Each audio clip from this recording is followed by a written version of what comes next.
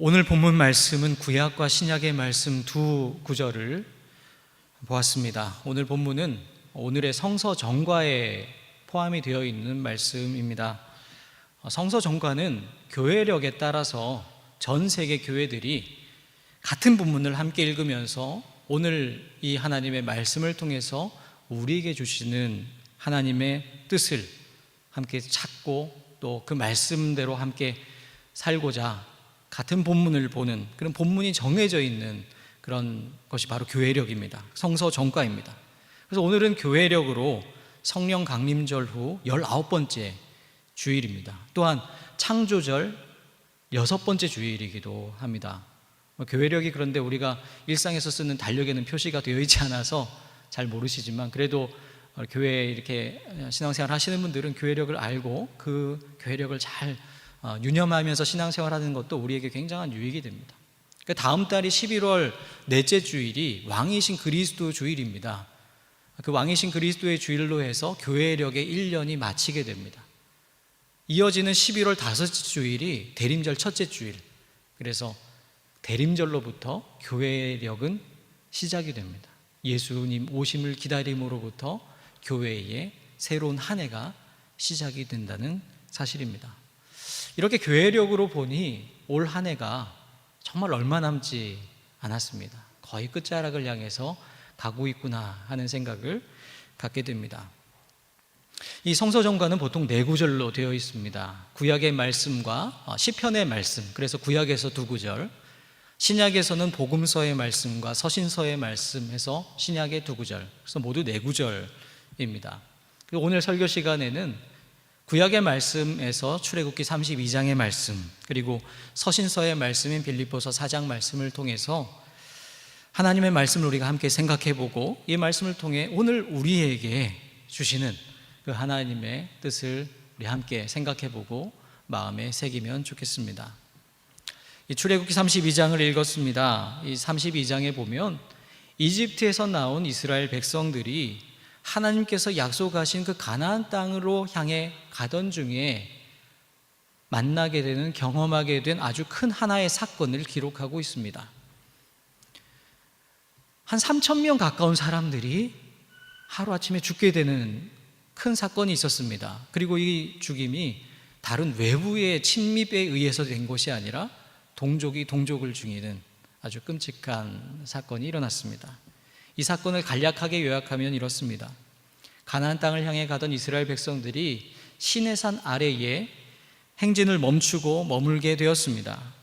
지도자인 모세가 하나님의 부름을 받고 시내산에 올라갔기 때문입니다. 그 모세가 내려오기를 그 아래에서 기다리고 있었습니다. 아무리 기다려도 모세가 내려오지 않았습니다. 그때 사람들이 아론에게 이 모세를 대신할 신을 만들어 달라고 요구를 합니다. 아론은 이 백성의 뜻에 따라 금송아지 신상을 만듭니다. 이스라엘 백성들이 그 금송아지 신상 앞에 제단을 쌓고 제사를 드리면서 축제를 벌입니다. 근데 이 소리를 모세가 듣고 하나님의 언약 그 말씀을 돌판을 받아가지고 내려오더니 모세가 너무 화가 나서 그 돌판을 바닥에 던집니다. 그 돌판이 다 깨어져 버리죠. 그러면서 모세가 얘기합니다. 하나님의 편에 선 사람들은 나에게로 와라. 우리가 이 죄악을 어떻게 감당할 것이냐, 이걸 둘 수는 없으니 우리가 하나님의 심판이 우리에게 임한다 하면서 결국 그 레위 지파가 모세의 편으로 왔고 그들을 통해서 같은 동족 이스라엘 백성 3,000명이 죽임을 당하게 되었습니다. 우리는 보통 이 사건을 보면서 하나님이 얼마나 우상 숭배를 싫어하시는지, 오직 하나님만을 섬겨야 한다는 귀한 교훈을 받습니다. 우리는 이 본문을 보면서 우상 숭배가 얼마나 참혹한 결과를 초래하는지를 분명히 보게 됩니다.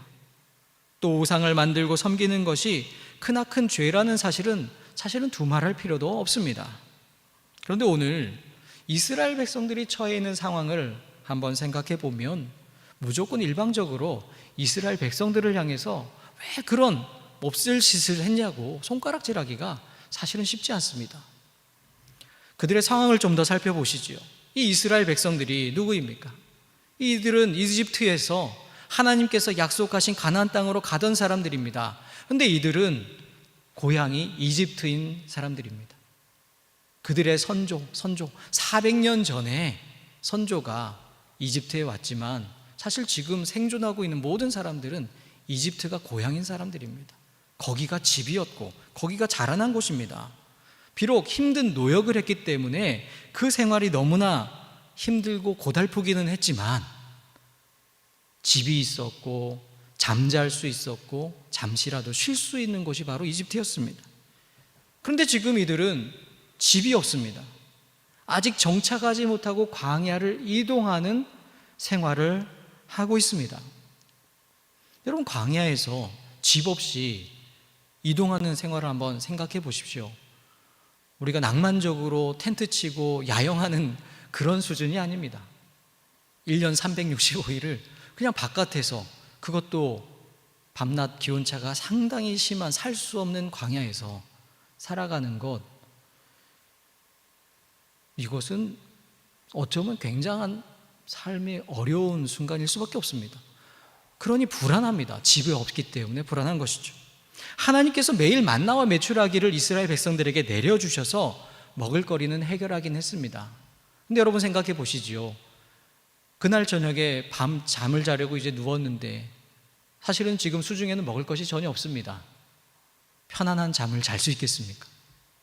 물론 하나님께서 오늘 아침에 주셨던 것처럼 내일 아침에도 주실 것이야, 이제 그 경험이 계속 반복되니 그런 생활에도 어느 정도 익숙해졌을 것입니다. 하지만 그럼에도 불구하고 여전히 내일 우리가 먹고 살 수 있을까라는 그런 걱정이 들지 않겠습니까?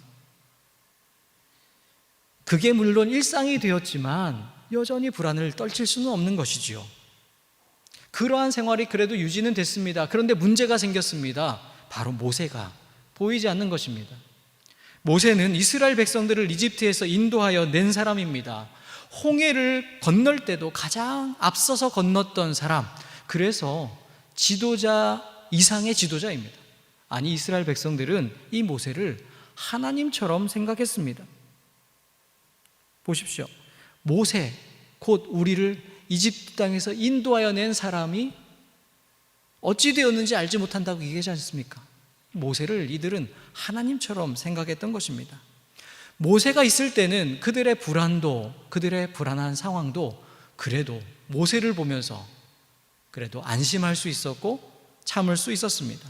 그런데 하나님의 부름을 받아 신령한 구름이 휘감고 있는 시내산에 올라간 모세가 내려올 기미가 보이지 않습니다. 언제 내려올지도 약속되어 있지 않습니다. 올라갈 때 먹을 것, 마실 것도 챙겨가지 아니하고 그저 여호수아 한 명 데리고 올라갔습니다. 그런데 하루가 지나고 이틀이 지나고 한 달이 지나고 계속 지나가는데도 감감무소식입니다. 그렇다면 모세의 신변에 뭔가 큰 이상이 일어났다고도 볼 수 있는 것 아니겠습니까? 모세가 보이지 않는 기간이 한 달을 넘어서니 그동안 잠잠해있던, 그래도 참고 지냈던 그런 불안이 이제 갑자기 커지게 됩니다. 폭발을 하게 되는 것이죠. 오늘 1절의 말씀입니다. 백성이 모세가 산에서 내려옴이 더딤을 보고 모여 백성이 아론에게 이르러 말하되 일어나라, 우리를 위하여 우리를 인도할 신을 만들라. 이 모세 곧 우리를 애굽 땅에서 인도하여 낸 사람은 어찌 되었는지 알지 못함이니라. 불안과 염려와 공포가 그들을 엄습했습니다. 그들은 가만히 있을 수가 없었습니다. 모세의 대리자인 아론에게 갑니다. 그리고 모세를 대신해서 우리를 인도할 신을 만들라고 요구합니다. 아론은 비록 모세의 형이었지만 모세를 대신할 수 없었습니다. 그 어느 누구도 모세를 대신할 수 있는 사람은 없었습니다.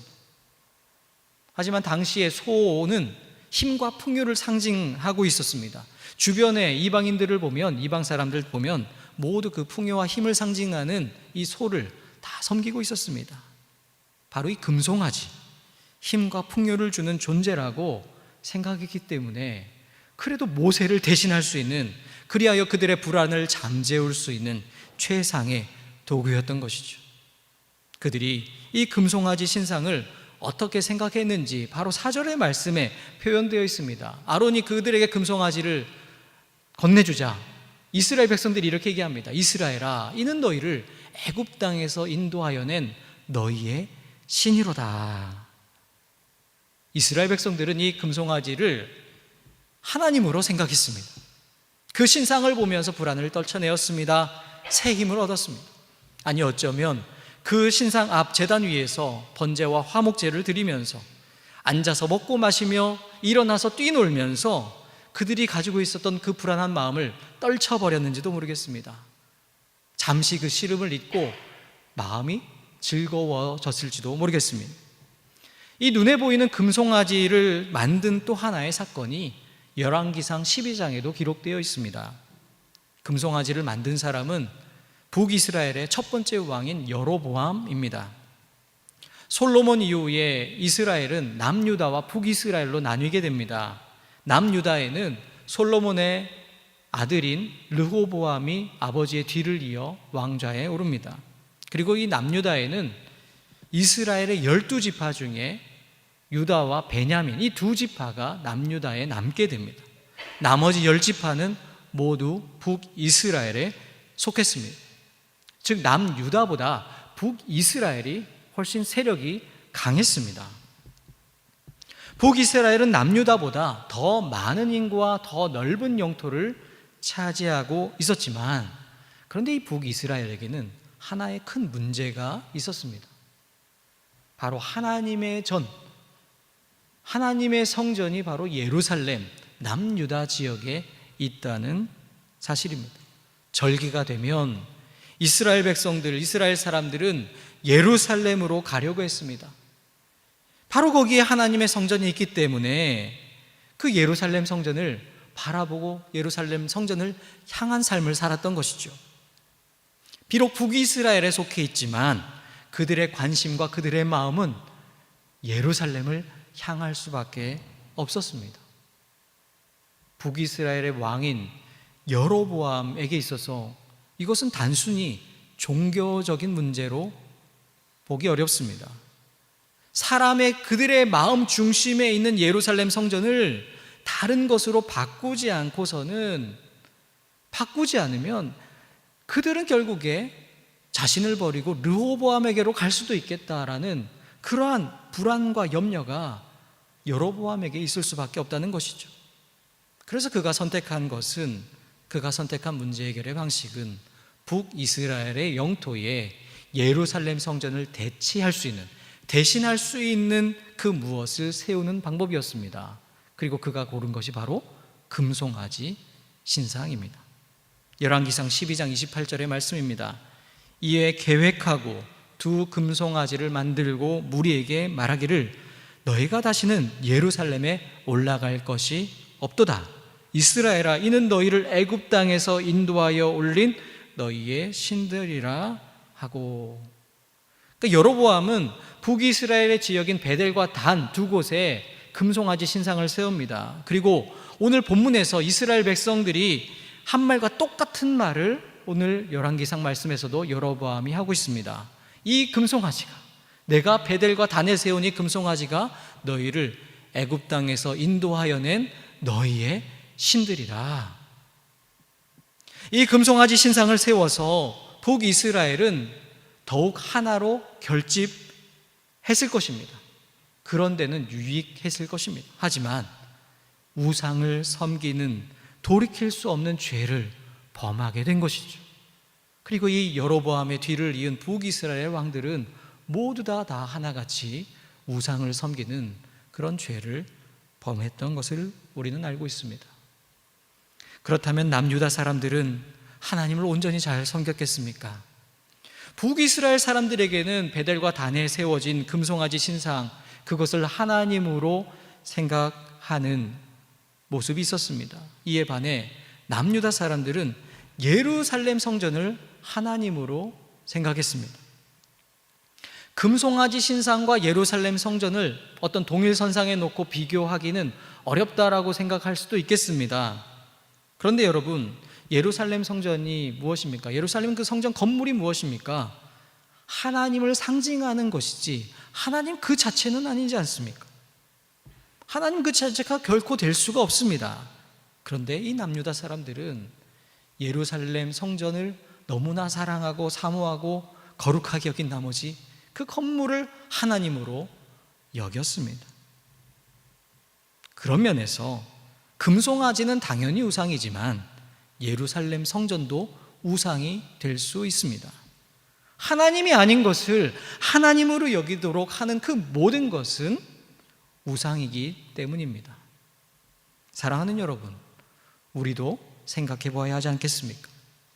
우리도 이스라엘 백성들처럼 눈에 보이는 것을, 어떤 눈에 보이는 지도자 모세를, 금송아지를, 그리고 보이는 성전을 하나님으로 믿는 그러한 우상 숭배를 하고 있지는 않습니까? 하나님은 우리 눈으로 볼 수 없는 분입니다. 만약 눈에 보인다면 진짜 하나님이 아니라 가짜 하나님입니다. 근데 우리도 혹시 그 가짜 하나님 앞에서 그 가짜를 진짜로 알고 그 앞에서 번제와 화목제를 드리며 우리가 가지고 있는 불안을 해소시키려고 하고 있지는 않습니까? 우리가 한번 곰곰이 생각해 봐야 할 첫 번째 교훈입니다. 또한 이 말씀을 통해서 우리에게, 특별히 오늘 이 시대의 영적 지도자들에게 주시는 교훈이 있습니다. 모세의 위임을 받은 이 아론을 보십시오. 이 아론이 가짜 하나님을 만들었습니다. 저는 개인적으로 신상을 만들어 달라고 요구하며 그리고 가짜 하나님인 금송아지를 하나님으로 섬겼던 이스라엘 백성들도 이해하기는 어렵습니다만 더 이해가 되지 않는 것은 바로 그 금송아지를 만든 아론입니다.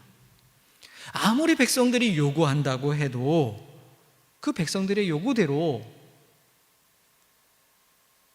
우상을 만들어 줄 수 있겠습니까? 그것이 영적 지도자가 해야 할 일입니까?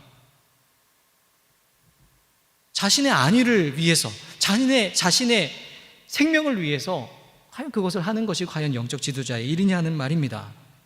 나중에 시내산에서 내려온 모세가 아론을 책망합니다. 그때 아론이 하는 변명이 가관입니다. 모세 당신도 백성이 악한 거 잘 알고 있지 않습니까? 악한 백성 때문에 내가 어쩔 수 없었습니다. 이런 변명을 합니다.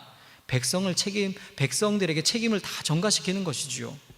이런 형 아론에 대해서 모세가 굉장히 냉정할 정도로 분명하게 이야기를 합니다. 출애굽기 32장 25절의 말씀입니다.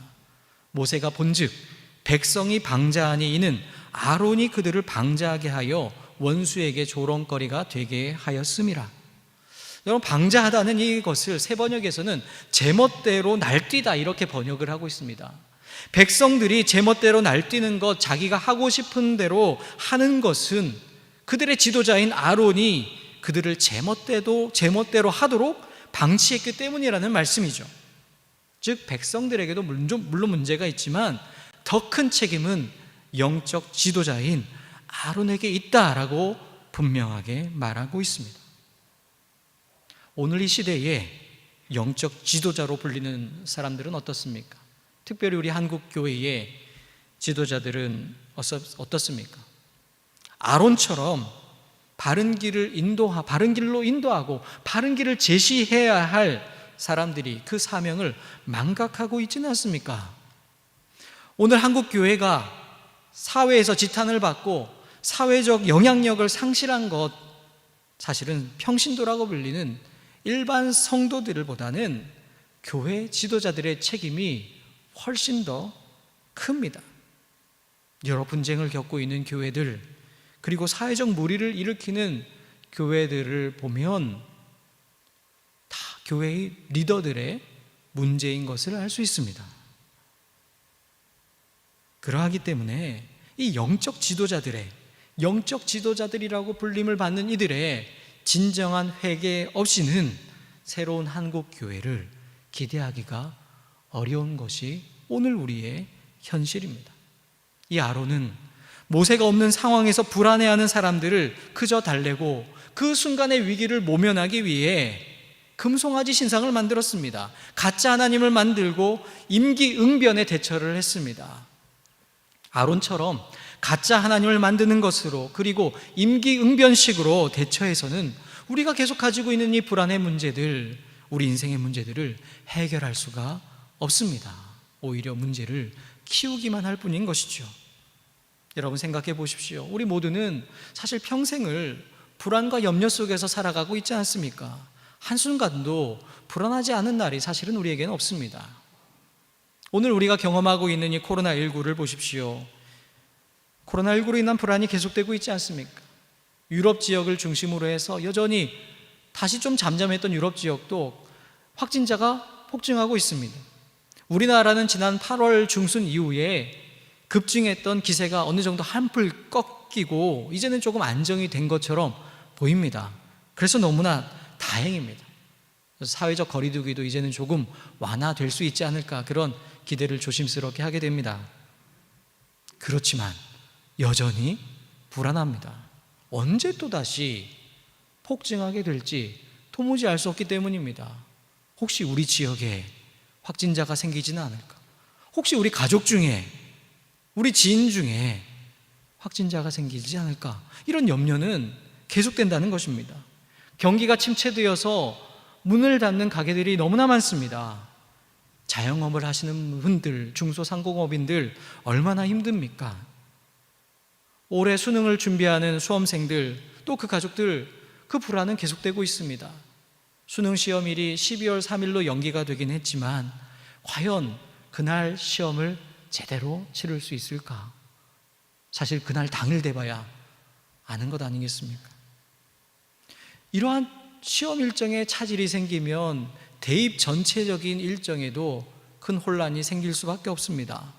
그러니 내가 과연 내년에 대학을 다닐 수 있을까라는 염려를 하게 되는 것 당연한 것이죠. 취업을 준비하는 이들도 마찬가지입니다. 경기가 불안하니 취업의 기회도 줄어들 수밖에 없습니다. 채용 시험을 준비하는 이들도 시험의 날짜가 계속 변경되니 계속 불안하게 됩니다. 결혼식을 준비하는 분들, 내가 과연 사람들의 축복을 받으면서 행복한 신혼생활을 할 수 있을까? 내가 가정을 새롭게 시작할 수 있을까? 걱정이 이만저만이 아닙니다. 이러면 어떻게 보면 큰 문제만 있습니까? 아이를 키우는 부모들은 아이의 작은 숨소리 하나에도 민감하게 반응할 수밖에 없습니다. 또 우리는 항상 스마트폰을 가지고 다니죠. 그런데 스마트폰이 손에 없으면 괜히 불안합니다. 불안하지 않아도 되는데 불안한 것이 우리의 모습입니다.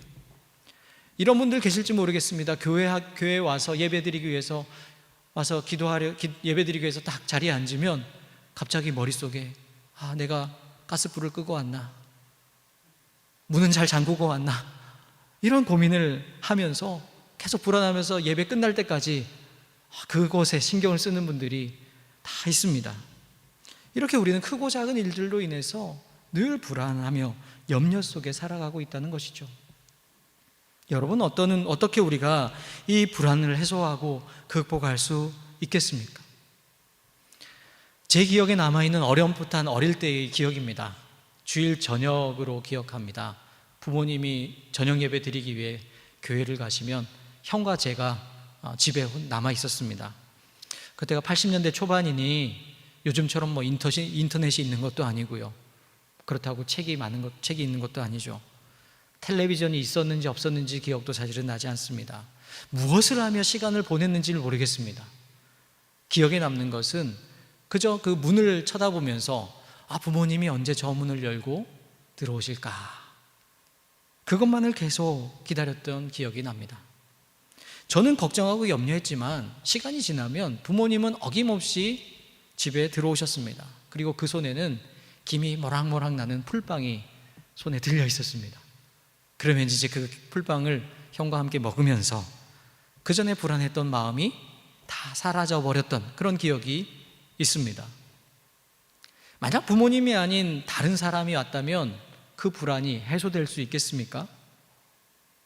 전혀 해소될 수 없겠죠. 하지만 부모님이 오시면, 비록 부모님의 손에 풀빵이 들려있지 않다고 하더라도 부모님이 그냥 오시기만 하면 그동안에 가졌던 모든 불안들은 다 사라지게 되는 것입니다. 가짜로는 가짜로는, 그리고 잠깐 동안의 현실을 잊게 만드는 어떤 임기응변으로는 문제를 해결할 수 없다는 것입니다. 진정한 하나님을 만날 때, 진짜를 만날 때 우리는 우리의 문제를 해결받을 수가 있습니다. 오늘 신약 서신서의 말씀인 빌립보서 말씀이 이 불안의 시대를 살고 있는, 불안과 염려의 시대를 살아가고 있는 우리에게 주시는 하나님의 말씀입니다. 빌립보서 4장 6절과 7절의 말씀은 우리가 잘 알고 암송하는 말씀 아니겠습니까?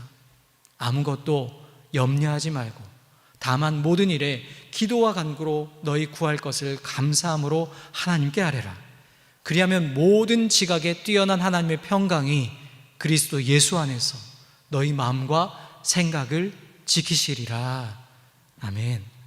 그렇습니다. 이 빌립보 교우들에게 바울이 아무것도 염려하지 말라라고 권면하는 것은 지금 빌립보 교회 교우들이 많은 염려와 걱정 속에 살아가고 있다는 사실을 전제하고 있습니다. 빌립보 교회 교우들뿐만 아니죠. 저와 여러분도 마찬가지입니다. 우리도 똑같습니다. 바울은 말합니다. 그렇게 걱정과 염려 속에 살아가는 너희가 가지고 있는 그 걱정과 염려를 기도와 간구로 하나님께 바로 다 아뢰라 말씀합니다. 다른 우회의 방법을 고민하거나 나만의 방식을 고집하지 말고 우리의 주인이신 하나님께 직통으로 바로 아뢰라고 말씀합니다. 그 불안의 문제를 해결하고자 금송아지와 같은 가짜 하나님을 만들지 말라라는 말씀입니다. 눈에 보이는 존재를 만들고 그 존재를 보면서 잠깐의 마음의 평안과 위로를 얻을 것을 기대하지 말라는 것입니다. 그렇게 해서는 문제 해결을 받을 수 없습니다. 대신에 우리가 기도와 간구로 하나님께 아뢰면 우리의 모든 것을 가장 잘 아시는 하나님의 평강이, 지각에 뛰어난 하나님의 평강이 우리의 마음과 생각을 지켜주신다, 우리에게 약속해 주십니다. 그런데 여러분, 우리는 이 말씀을 듣고서도 뭔가 여전히 개운하지 않다고 느끼시는 분이 있을지도 모르겠습니다. 왜냐하면 우리는 여전히 금송아지처럼 눈에도 보이고 우리의 손에 뭔가 잡히는 것, 어떤 그렇게 확실한 것을 좋아하기 때문입니다.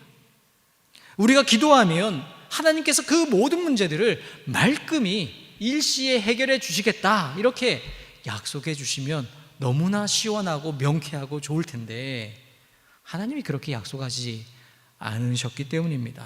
그저 우리 눈에 보이지 아니하는 너희 마음과 생각을 지켜주시겠다 약속하셨으니 뭔가 왠지 조금은 부족한 것처럼 느껴지기도 합니다.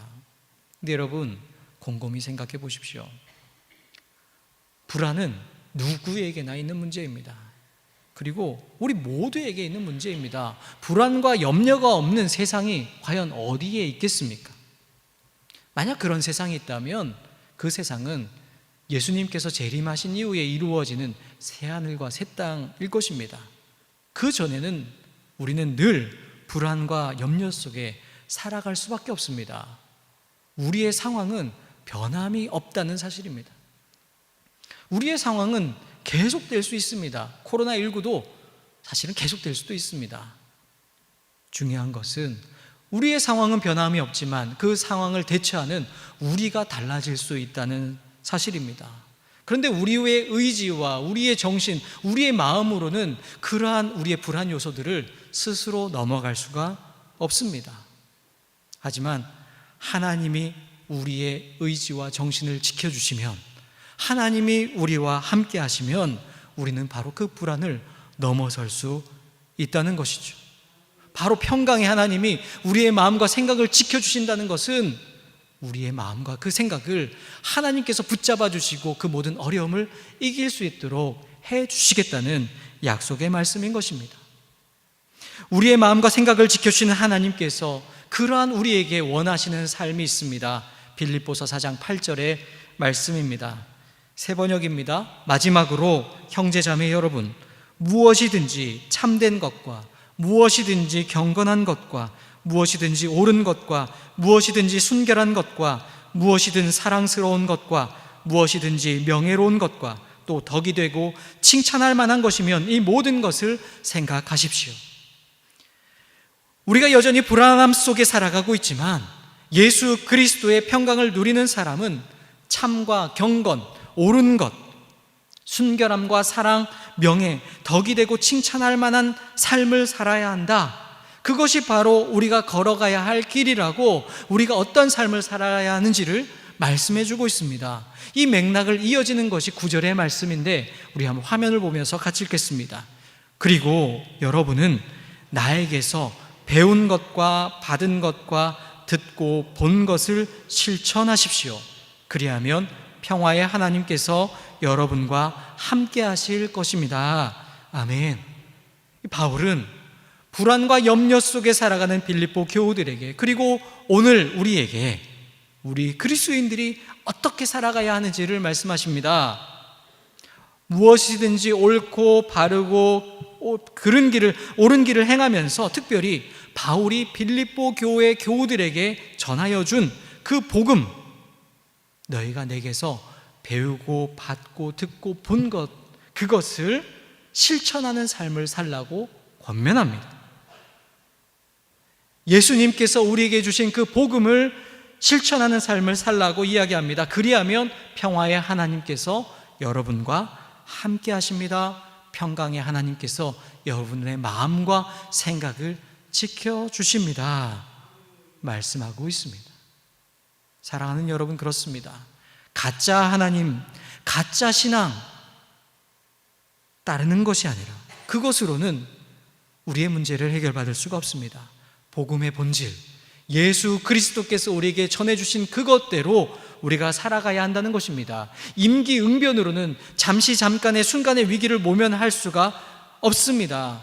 마땅히 행해야 할 진리의 길로 묵묵히 걸을 때, 복음의 길로 우리가 바르게 행할 때 우리는 비로소 평강의 하나님이 우리에게 주시는 참 평화와 평안을 맛볼 수 있게 된다는 것이죠. 평강의 하나님이 우리와 함께 하십니다. 사랑하는 여러분, 우리가 예수님으로부터 배운 것, 받은 것, 들은 것, 본 것은 과연 무엇입니까? 우리가 붙잡아야 할 것이 바로 그것입니다. 복음의 핵심입니다. 온갖 불안과 염려가 가득한 이 때에 우리가 이 불안을 이기면서 그 불안을 넘어서서 살아갈 수 있는 그 힘은 바로 예수님으로부터 받은 그것을 잊지 아니하고 그것을 끝까지 붙잡고 살아가는 우리의 삶에 달려 있습니다. 우리가 그렇게 살아갈 때에 우리는 그 속에서 하나님을 만나고 참 하나님을 만나며 이 불안의 위기 시대 속에서도 승리의 개가를 부르며 살아갈 수 있게 될 것입니다. 바로 그 사람과 평강의 하나님이 함께하여 주시기 때문입니다. 바로 평화의 하나님이 여러분과 저와 함께하심을 믿습니다. 그 하나님을 믿는 믿음으로 이 시대 속에 힘차게 살아가는 저와 여러분이 되기를 간절히 소망합니다.